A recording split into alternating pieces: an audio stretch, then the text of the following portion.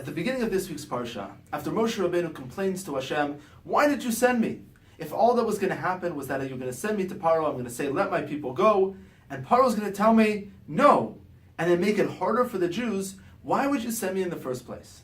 Hashem turns to him and kind of gives him this theological lesson. He says, listen Moshe, I have never before revealed myself b'shem Hashem.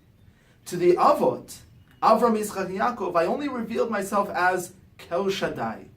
Now this is quite strange. What does this have anything to do with the story of Moshe and Paro? What's going on here? How does this answer Moshe's question?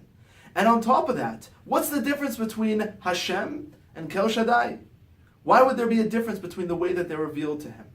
And on top of that, if you actually look at the psukim in Sefer Bereshit, it's strange because Hashem does reveal himself as Hashem to Avraham, Yitzchak, and Yaakov, and not only as Kel Shaddai. Let's start off with the difference between Kel Shaddai and Shem Hashem. If you look at the Midrash, it explains that the name Kel Shaddai has to do with the creation of the world. Hashem's hand in creating the physical world, nature, as you see around us.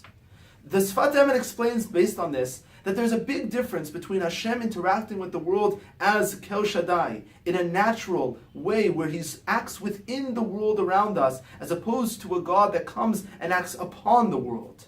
Shem Hashem has to do with God's hand as providence and revelation within this world. The same way that he did in Yetziat Mitzrayim, where he came and brought the 10 Makot, and he showed that Hashem is within Be'er Va'aretz, and that he controls this world through the actions of the Makot in bombastic, miraculous way. This is Shem Hashem. Hashem has never done that. There were no miracles that happened to Avraham, Yitzchak, and Yaakov.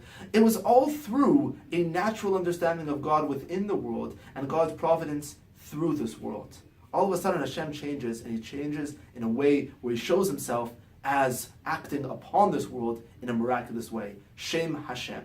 So even though he calls himself Hashem to the Avot, and he tells the Avot that he's able to act as Hashem, that doesn't mean that the providence is actually revealed in the most open way. That only happens for the first time in history at Yetziat Mitzrayim.